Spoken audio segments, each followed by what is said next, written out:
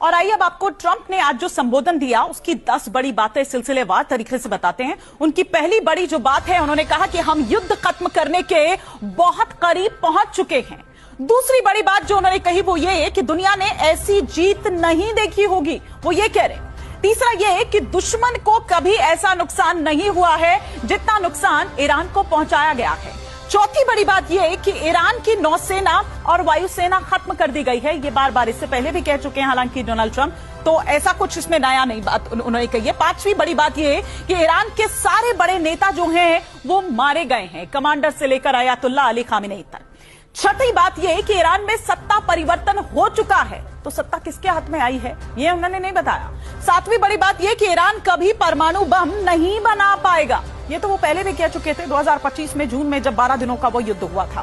खैर, लेकिन आठवीं बड़ी बात यह है कि 2 से 3 हफ्तों में ईरान पर बेहद भारी